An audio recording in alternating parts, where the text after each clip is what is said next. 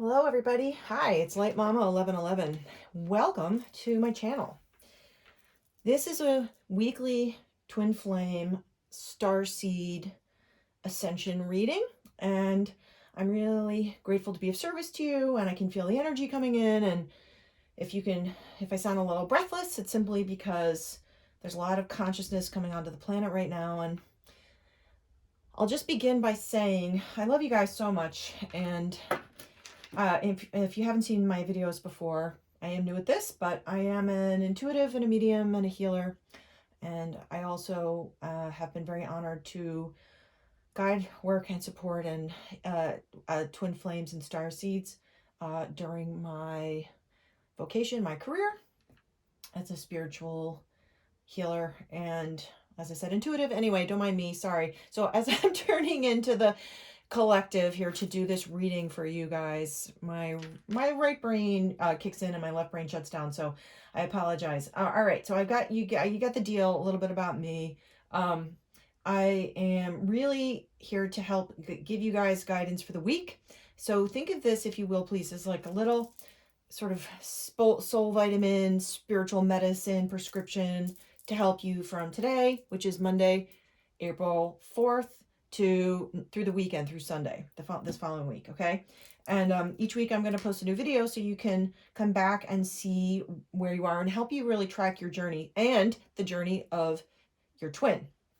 Okay, so this row of cards I have intuitively selected for you guys, those who are watching, and these are for those who are not watching, or your partner, your twin, your ascension partner who is not watching, okay? So we're going to get to them in a minute. I'm going to move these aside. All right. So I'm going to just shuffle these. I already prepared these, but we're going to shuffle again. Let's see what messages are coming through for you guys this week. I feel like this has been a really, really hard this past week. And this has been really hard. I feel like some of you, let me know in the comments if this resonates. But I feel like some of you are feeling really hurt. Okay, Eight of Coins. Yeah.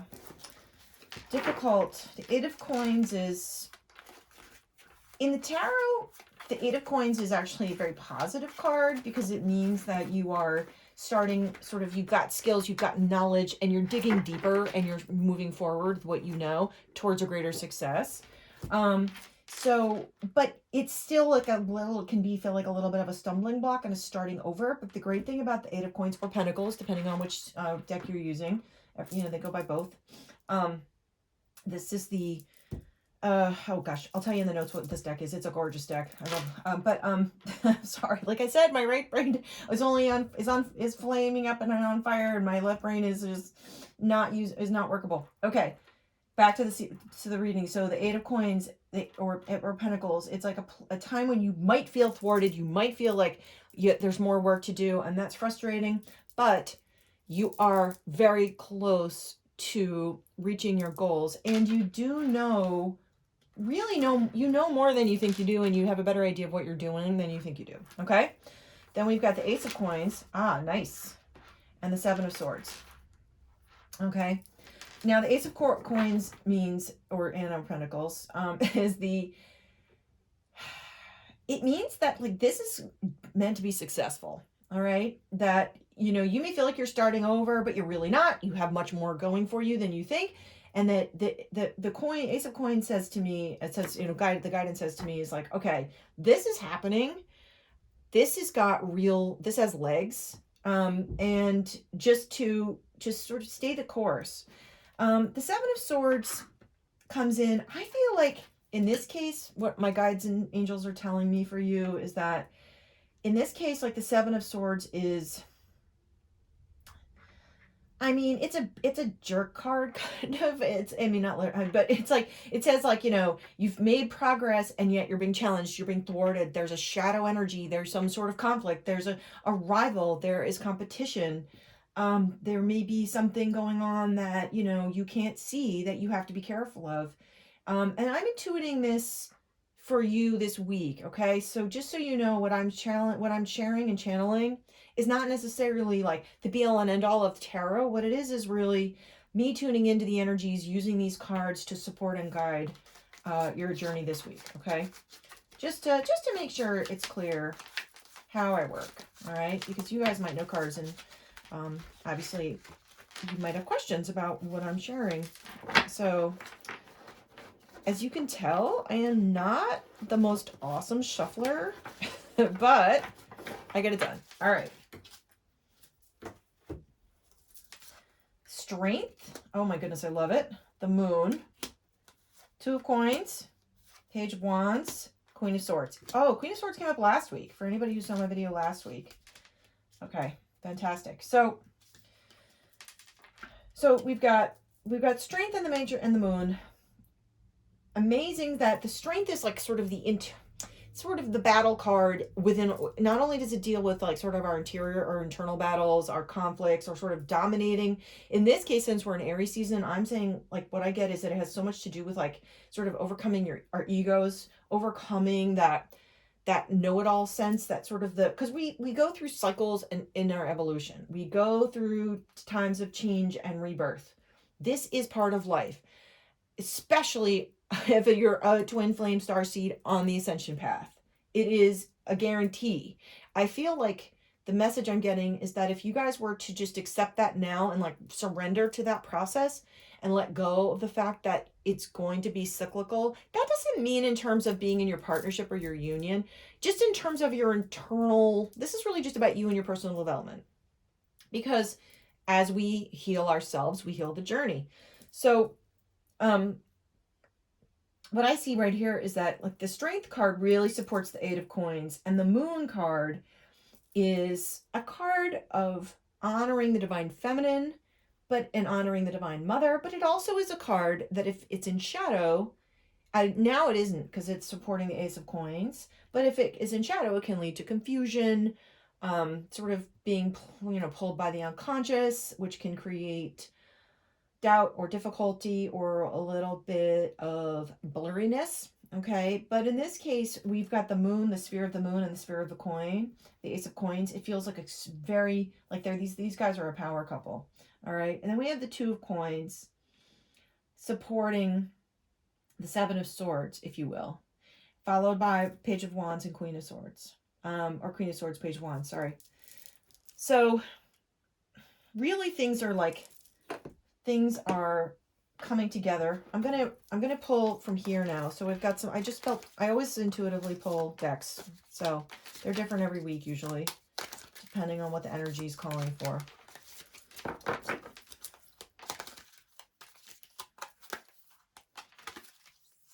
Queen of Swords came up last week. Here's the thing about her. She is about boundaries. She's about clarity. She can be a little cold. She can be a little aloof. But she's a little bit in her head. All right, hope. Oh, beautiful. Thank you. Okay. You know what? I'm going to get one. I feel like one more from this. Hope. This is, hopefully you guys can see this.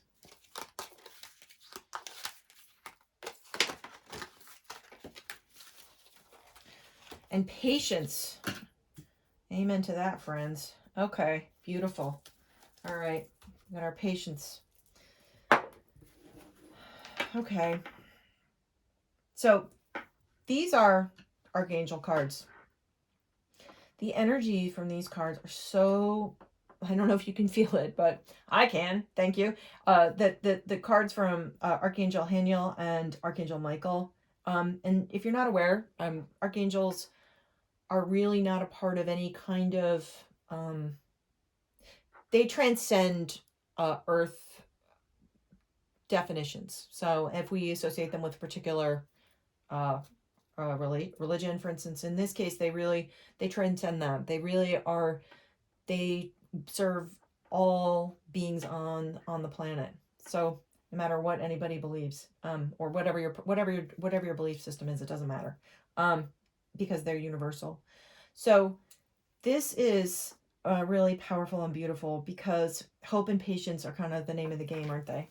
Especially this week when you feel like you've been kind of kicked back and you kind of have to keep going. And even though things are moving in the right direction and there's a lot of energetic flow coming, and you know, the Ace of Coins is saying it's like there's a lot of success, a big, you know, a lot of success on the horizon. At the same time, there's a clearing, there's a cleaning, there's a healing with the Seven of Swords. And the Queen of Swords is, I feel like what she's saying right now is hold your boundaries. Just hold your boundaries, like protect yourself. Not in a anything to be afraid of kind of way, but just in a, you know what? Like maybe I'm just going to like keep to myself this week, lay low. Page of Wands and Two of Coins are, I'm still waiting for them to talk to me. I know they will. I know they will. But this is an energetically organic process. All right. Let's see. I've got a couple more. I feel I want to pull some friends out of this deck for you guys.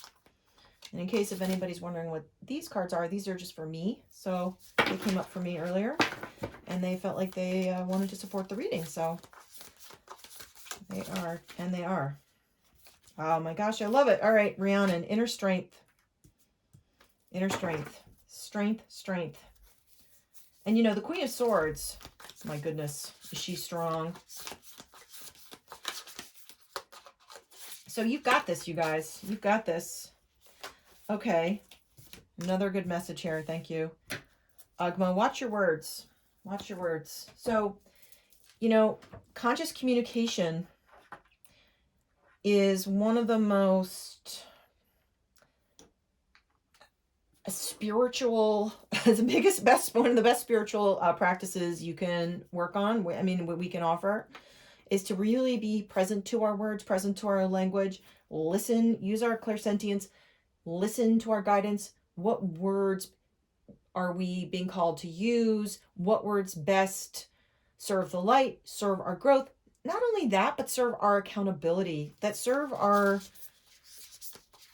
truth. We have to be really lovingly strong, back to strength, and honest with ourselves in our accountability. And this is, as far as I have been able to see, and it's been for a long time now, very, very effective, very powerful tool for growth and shifting manifestation and healing and changing realities for the better, for the better.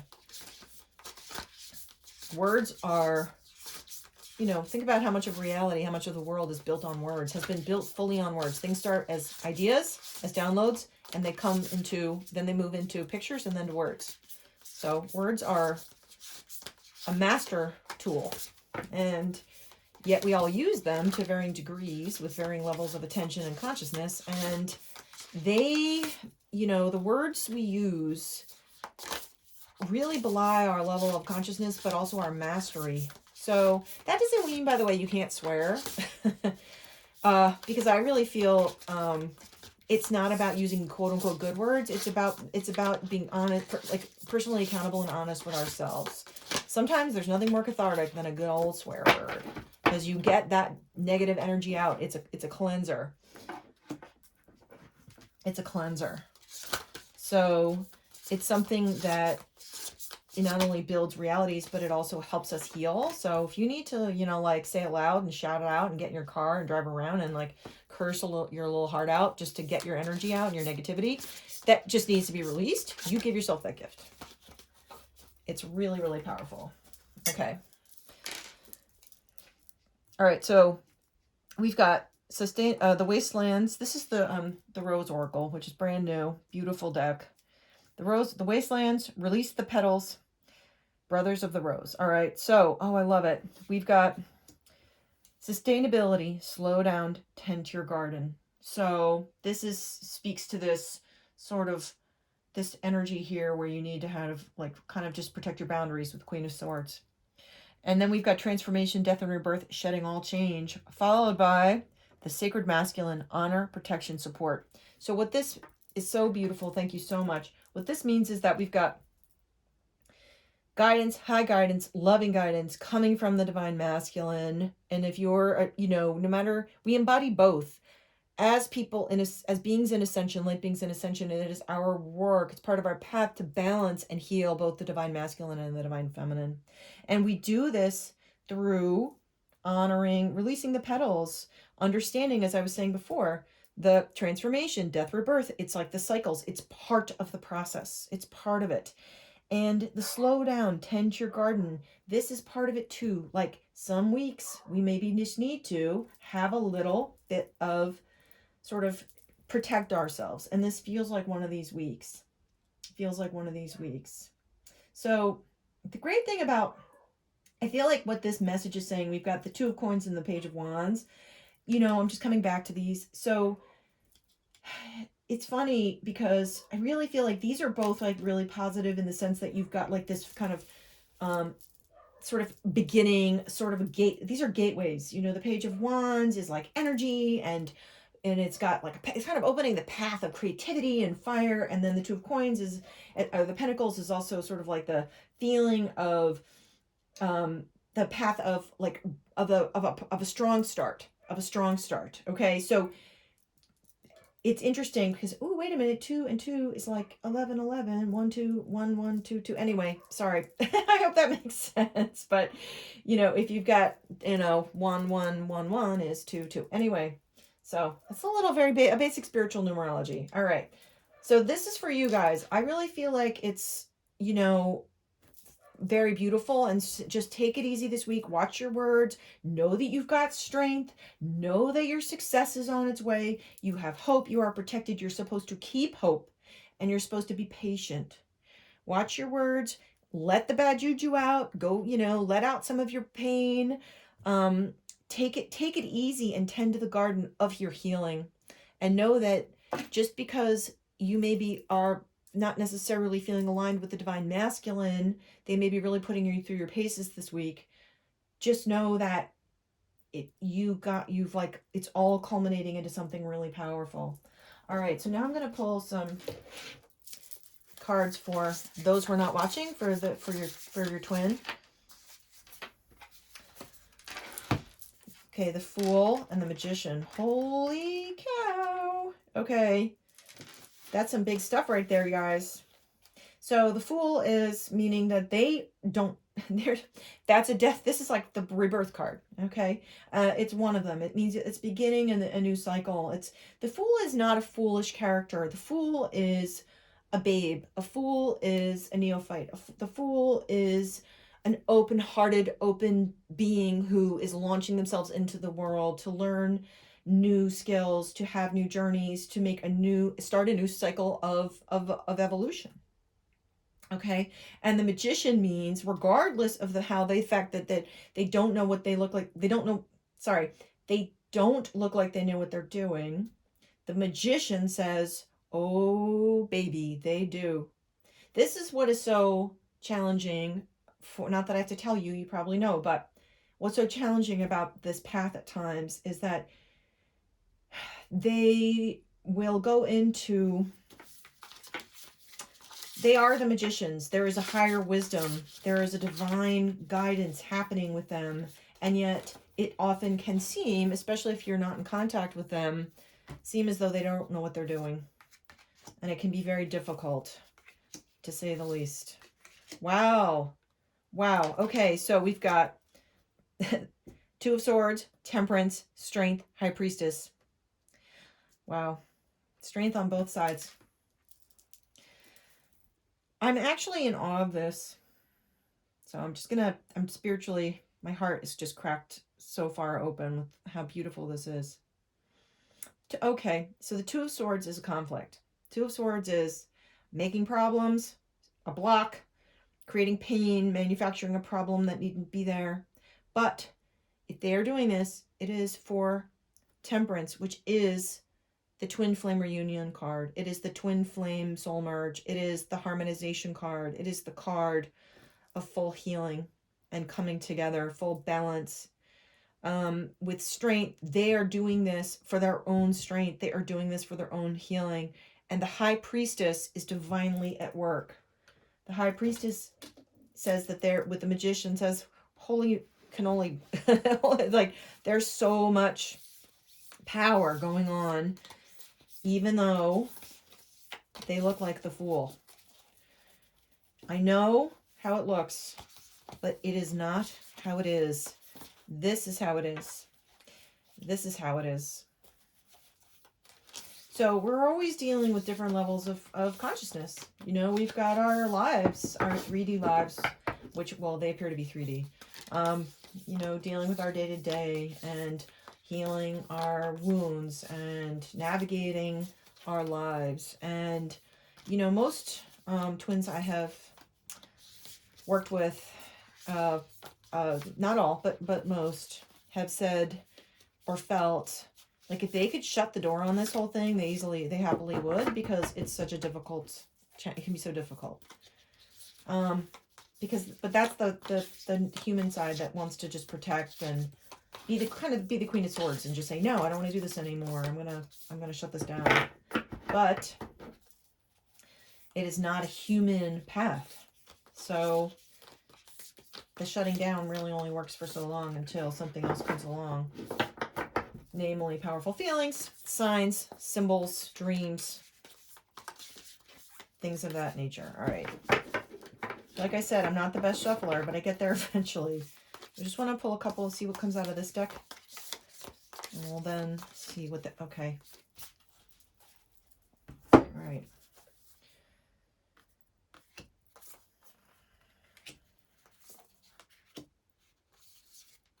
All right, so this is for them, those who are not watching. Okay. So this is the Archetype deck by Kim Krans, and this is the Wild Unknown by Kim Krans. All right, I just felt called to the Archetypes. I felt called to the beauty of Kim Krans' brilliant work this week, as well as these other incredible practitioners and creators.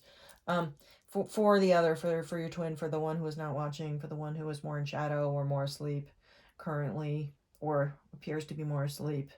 And it seems to me this is big stuff. Of course, archetypes are always big stuff, but what I'm seeing is that there's this place where they are trying to get to their center. They are working on a deep level to reach their center, to figure out what it is, like who they truly are on a deep soul level.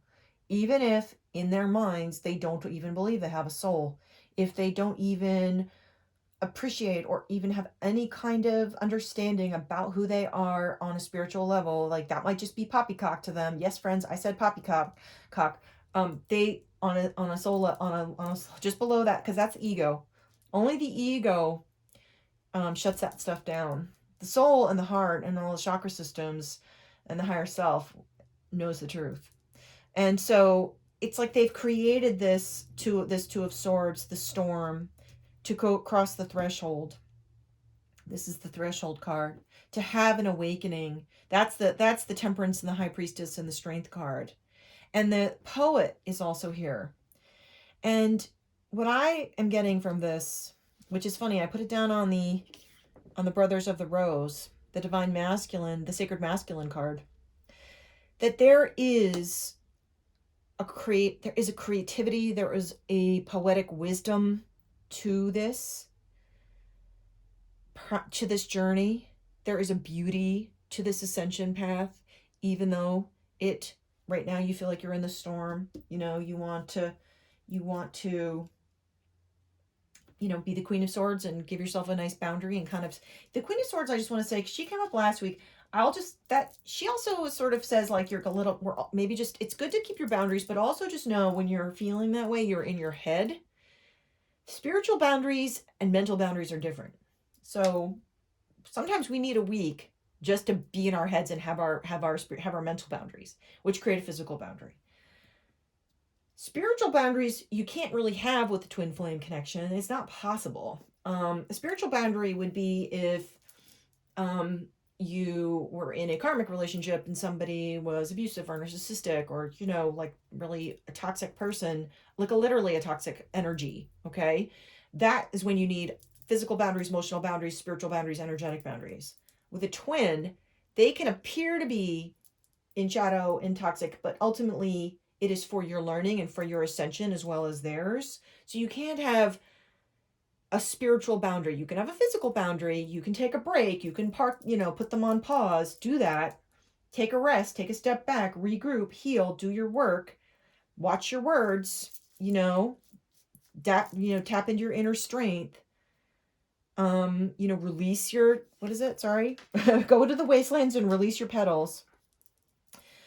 But know that the boundaries are really, the physical boundaries are just an illusion, and that because there's a poetry, there's a mysticism always going on. And that is what is so beautiful. That is what is so profound. That is what is so deeply meaningful and brings tears to my eyes, because the love, the unconditional love that you share, whether you are in the 3D union or you are simply in separate, or you're simply, not simply, it's always hard, whether or you're in separation, physical separation, there's always hope. There's patience that needs to be acquired. There's strength, and there's a lot of powerful regeneration, rebirth, in order to get through the storm, cross the threshold, and alignment with the divine masculine, who was ultimately also has a poetry. There's a poetry to this. It isn't something that can be fully appreciated when you're in it. No great poem was ever created in the midst of crisis, in the midst of trauma, in active crisis, but maybe a couple of days later, when the dust settles, the words flow and the beauty comes through the pain, and we're able to see the gold threads, in this tapestry of this journey. So a lot going on this week, and I just send you guys, thank you so much for watching. Please subscribe if this has been helpful, so that you can get my videos every week, and hit the bell button, and share if you have any friends or family on the twin journey or the ascension journey. Well, they're both the same thing. Sorry, I get redundant sometimes. Please share. I would really appreciate it, and I welcome your comments and your feedback. I'm sending you all so much love and light, and I will see you guys next week with more loving, high vibe guidance for you.